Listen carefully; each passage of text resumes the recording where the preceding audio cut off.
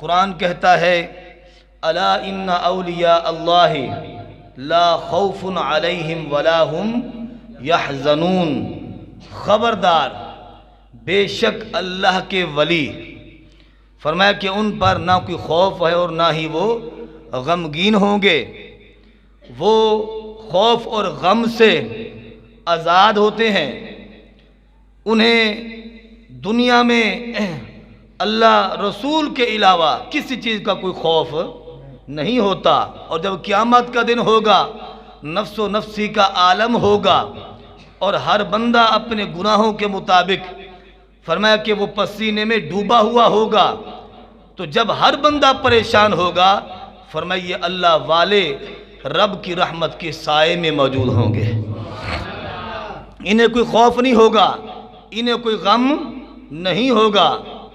اب یہاں پر کچھ ہم قرآن سے یہ ثابت کرتے ہیں، آج ہمارے زاویے ذرا مختلف ہے، ہم مانتے ہیں تو مانتے وقت دیکھتے نہیں کیا جس کو ہم مان رہے ہیں یہ قرآن و حدیث کے مطابق اللہ کا ولی ہے یا نہیں ہے۔ حالانکہ حدیث پاک کے اندر میرے آقا صلی اللہ علیہ وسلم نے اولیاء اللہ کی نشانی بیان فرمائی، فرمایا کہ اذا رؤوا ذکر اللہ، یاد رکھو اولیاء اللہ کی نشانی علامت یہ ہے کہ جس کا چہرہ دیکھو تو خدا یاد آ جائے، یہ اللہ کے اولیاء کی نشانی ہے۔ تو حضرات محترم اب یہاں پر یہ ہے، قرآن سے پوچھتے ہیں کہ ولی ہوتا کون ہے، قرآن سے پوچھتے ہیں ولی یہ جو مقام ولایت ہے یہ کس کو ملتا ہے؟ قرآن کہتا ہے الذین آمنوا وکانوا یتقون، فرمایا کہ وہ لوگ جو ایمان لے آئے، وکانوا یتقون، اور انہوں نے تقوی کی دولت کو سنبھال کے رکھا۔ اب یہاں پر دو باتیں ہیں، الذین آمنوا اس کا تعلق نظریے سے ہے، ایک ایڈیالوجی ہوتی ہے اور ایک پریکٹیکل ہوتا ہے۔ اب الذین آمنوا یہ نظریے کی بات ہے کہ اللہ کا جو ولی ہوتا ہے وہ ایمان والا ہوتا ہے، اور وَكَانُوا يَتَّقُونَ، اور فرمایا کہ یہ ہے پریکٹیکل، فرمایا کہ وہ تقوی اور پرہیزگاری اور عمل میں کمال رکھتا ہے۔ فرمایا کہ اللہ کا ولی وہ ہوتا ہے کہ جس کے اندر دونوں باتیں موجود ہوں، ایمان بھی ہو اور ساتھ ساتھ عمل بھی ہو۔ تو فرمایا نہ ایمان میں کوئی کمزوری ہو اور نہ عمل میں کوئی کمزوری ہو، دونوں میدانوں کا جو شاہ سوار ہوتا ہے اللہ اسے مقام ولایت عطا فرماتا ہے۔ حضرات محترم الذین آمنوا وکانوا یتقون ہمیں بتا رہا ہے کہ اولیاء اللہ کی نشانی یہ ہے کہ وہ ایمان والے بھی ہوتے ہیں اور ان کے پاس تقوی اور پرہیزگاری کی دولت بھی ہوتی ہے۔ اور پھر آپ دیکھیں کچھ لوگ جو ہیں آج اعتراض کرتے ہیں کہ یہ اہل سنت اولیاء اللہ کو مانتے ہیں تو مانتے چلے جاتے ہیں، اور اہل سنت یہ کہتے ہیں، ڈاکٹر مسعود عثمانی نامی شخص اس نے اپنے سوال کے اندر یہ لکھا کہ اہل سنت تم اولیاء اللہ کو یوں مانتے ہو، ایک بندہ جو مر گیا ہے جس کا ظاہری پردہ ہو گیا ہے تم اسے مانتے ہو تو یوں مانتے ہو، تم کہتے ہو کہ وہ دور سے سن لیتے ہیں، وہ دور سے سن لیتے ہیں، تم کہتے ہو کہ حضور غوث پاک رضی اللہ عنہ بغداد شریف سے سن لیتے ہیں، تم کہتے ہو کہ داتا صاحب جو ہے لاہور سے سن لیتے ہیں، تم تمام اولیاء کاملین کے بارے میں، اولیاء اللہ کے بارے میں تمہارا یہ عقیدہ ہے کہ وہ دور سے سن لیتے ہیں، اور پھر تم یہ دیکھو کوئی کہیں سے پکارتا ہے تو پشتوں میں حضور غوث پاک کو پکار رہا ہے، حضور داتا صاحب کو پکار رہا ہے، کوئی اردو کے اندر پکارتا ہے، کوئی ہندی کے اندر پکارتا ہے، کوئی کس زبان میں تو کوئی کس زبان میں اولیاء اللہ کو پکارتا ہے۔ تو کیا اولیاء اللہ ساری زبانیں سمجھتے ہیں؟ یعنی اس کا یہ سوال تھا، اور لیکن اس کا جواب اگر انہوں نے قرآن پڑھا ہوتا، اگر انہوں نے حدیث پڑھی ہوتی، بالخصوص بخاری شریف پڑھی ہوتی۔ یہ میرے پاس کون سی کتاب ہے؟ بخاری شریف ہے۔ اس کی زیارت کرنا بھی ثواب ہے، اس کی زیارت کرنا بھی. یہ بخاری شریف ہے، صحیح بخاری. اس کے بارے میں جس گھر میں یہ کتاب موجود ہو مصیبتیں نہیں آتی.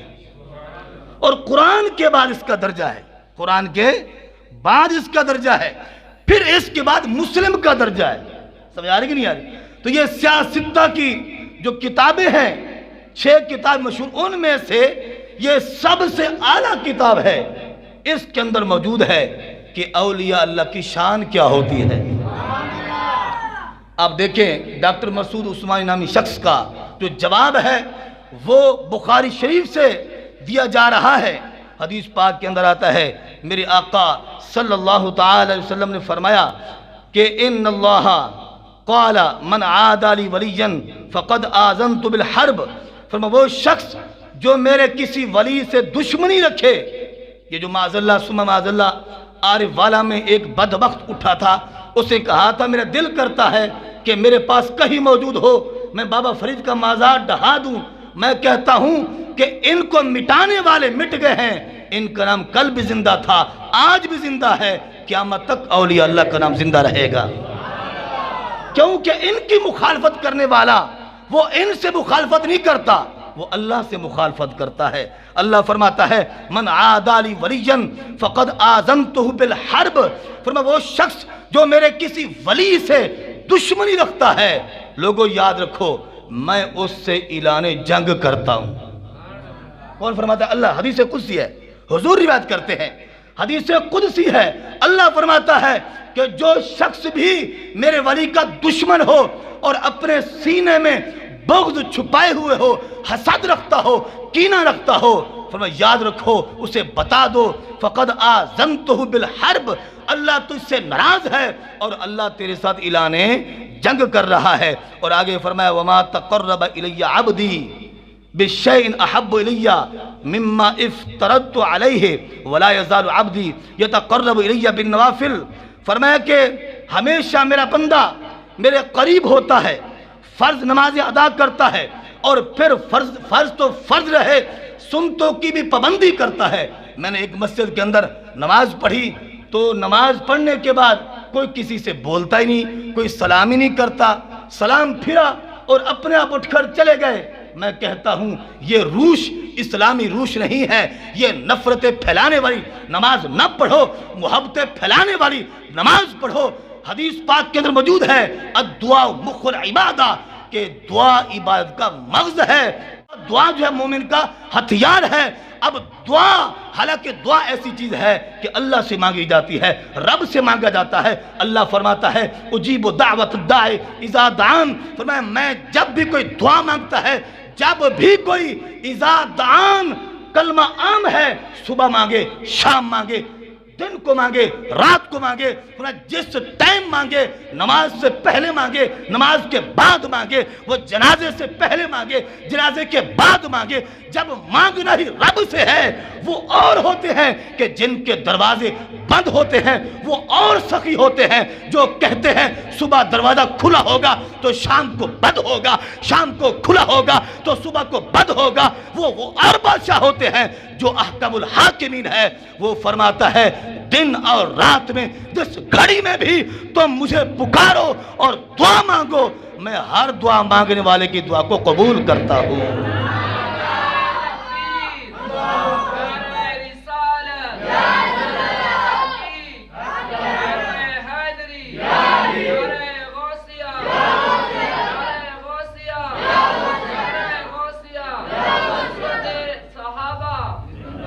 تو میں عرض کر رہا ہوں دیکھیے اب دعا پر بھی پابندیاں، اور امت کو پتہ نہیں کس سائڈ پہ دھکیلا جا رہا ہے.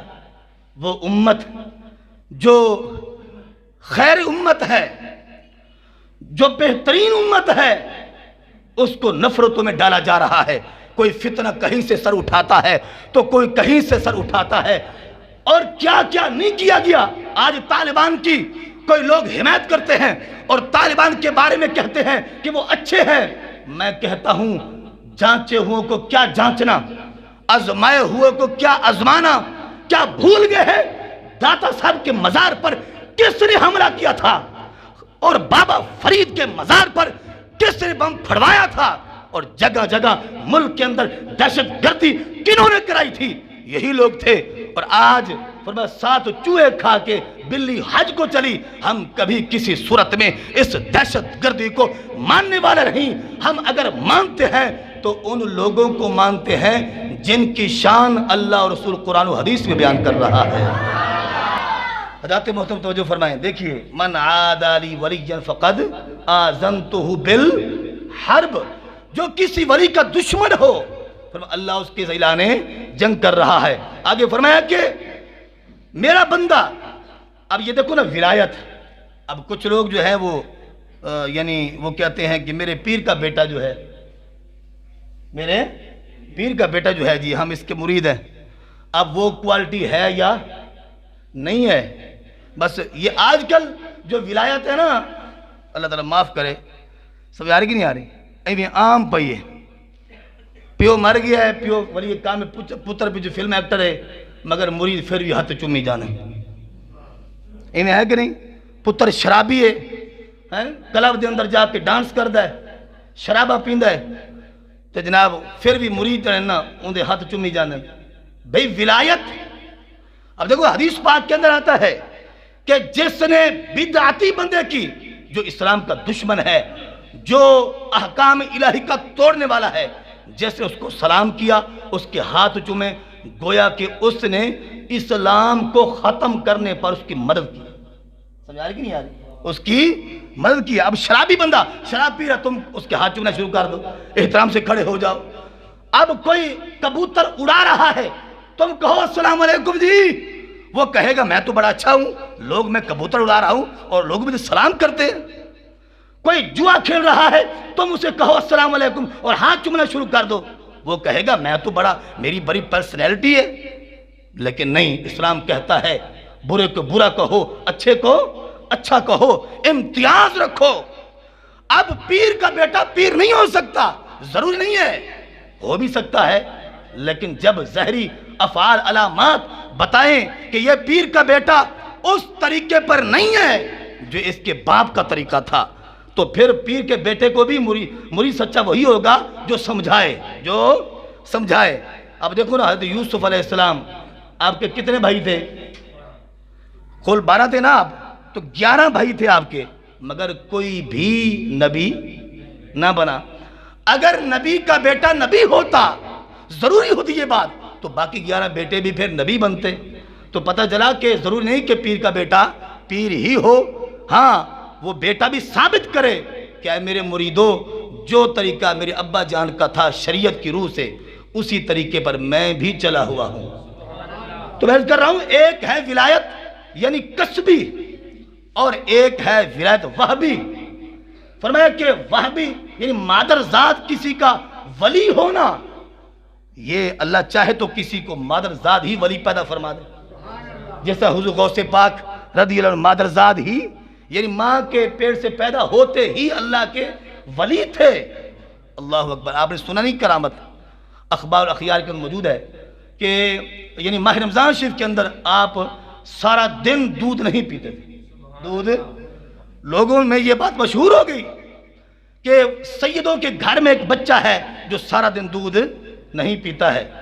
تو جب یعنی عید کا وقت آیا تو لوگوں کو یعنی موسم ابر آلود تھا، یعنی ابر آلود کا معنی، ابر معنی بادل، آلود معنی یعنی کہ آسمان بھرا ہوا، بادلوں سے بھرا ہوا آسمان تھا، چاند نظر نہ آیا۔ تو لوگوں نے کہا ایسے کرتے ہیں، سحری کر لیتے ہیں، سحری کرنے کے بعد نماز پڑھنے کے بعد چلتے ہیں سادات کے گھر، وہاں جا کے پوچھتے ہیں کہ ان کے بچے نے دودھ پیا ہے سحری کے بعد، صبح صادق کے بعد، یا نہیں پیا۔ اگر پیا ہوگا تو پھر آج عید کا دن ہوگا، اگر نہیں پیا ہوگا تو نیت کر کے روزہ پورا کر لیں گے۔ یہ مادر ذات ولی ہیں، اور ایک وہ ہوتا ہے جو مجاہدہ کرتا ہے، عبادت اور ریاضت کرتا ہے، نوافل پڑھتا ہے۔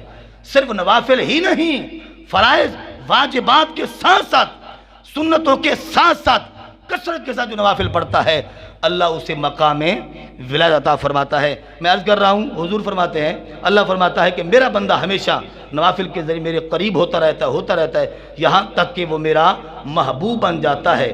اور پھر شان یہ ہوتی ہے، عام انسان اور ولی کے درمیان شان یہ ہوتی ہے، فرمایا فَكُنْتُ سَمْعَهُ الَّذِي يَسْمَعُ بِهِ۔ اب وہ جو کہتا ہے کہ تم کہتے ہو کہ غوث اعظم بغداد شریف سے سن لیتے ہیں، اس کا جواب حدیث پاک سے اللہ فرماتا ہے تم اس کے کانوں کو اپنے کانوں جیسا نہ سمجھو۔ اللہ فرماتا ہے حدیث قدسی فَكُنْتُ سَمْعَهُ الَّذِي يَسْمَعُ بِهِ۔ لوگوں یاد رکھو میں اس کے وہ کان بن جاتا ہوں جن کانوں سے وہ سنتا ہے۔ اب دیکھو ذہن تو کان اللہ کے ولی کے ہیں، مگر ان کانوں میں پاور اور قدرت اللہ کی ہے، تو اللہ نہ پنجابی کا محتاج ہے، نہ پشتو کا محتاج ہے، نہ انگلش کا محتاج ہے۔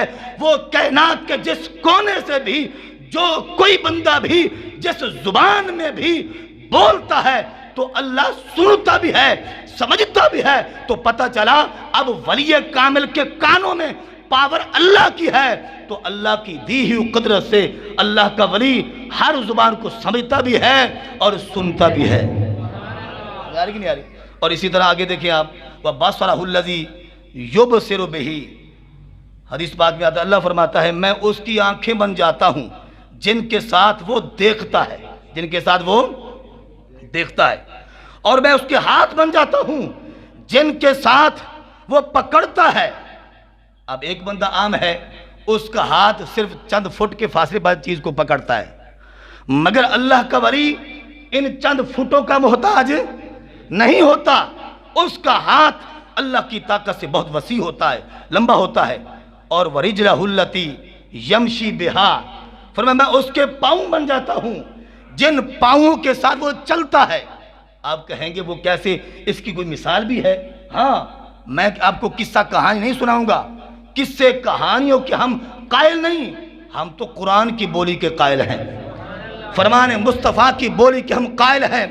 اٹھاؤ سورۃ نمل جس کے اندر موجود ہے حضرت سلیمان علیہ السلام کا دربار لگا ہوا تھا، درباری بیٹھے تھے، ملکہ بلقیس وہ آ رہی تھی دور سے، سینکڑوں میل دور سے حضرت سلیمان علیہ السلام کے دربار میں وہ آ رہی تھی۔ تو اللہ کے نبی نے اعلان فرمایا ایکم یأتینی بعرشہا قبل ان یأتونی مسلمین، کوئی ہے تم میں سے جو اس کے تخت کو لے کر میری بارگاہ میں پیش کر دے اس کے آنے سے پہلے پہلے، جب وہ آئے تو پھر مطیع اور فرما بردار ہو کر میرے دربار میں آئے۔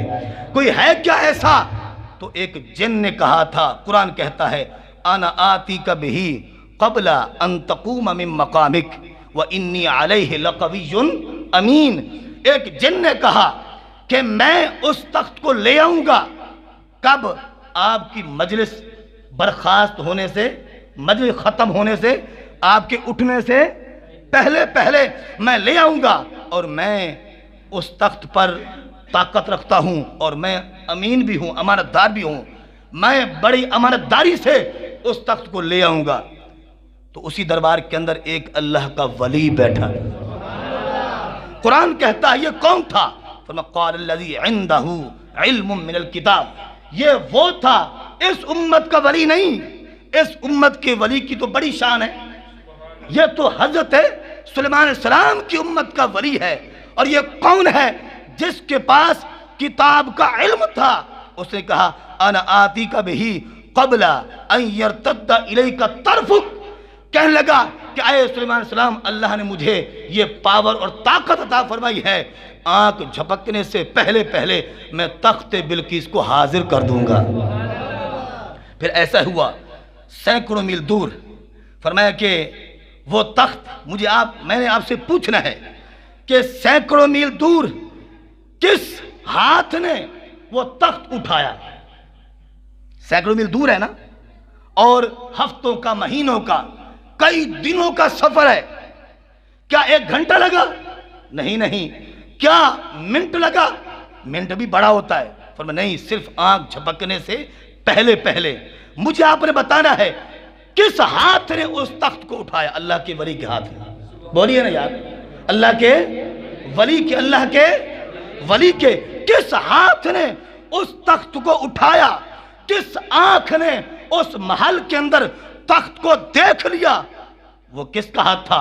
انسان کا ہاتھ تھا، مگر عام انسان نہیں، اللہ کے ولی کا ہاتھ تھا، وہ اگرچہ ہاتھ تو انسان کا تھا مگر قدرت رحمان کی تھی۔ اللہ کے فضل سے ہے ہم پر سایہ غوث اعظم کا۔ پچھلے بھائی بیٹھے نا چپ کر کے بلند ہو کے سبحان اللہ۔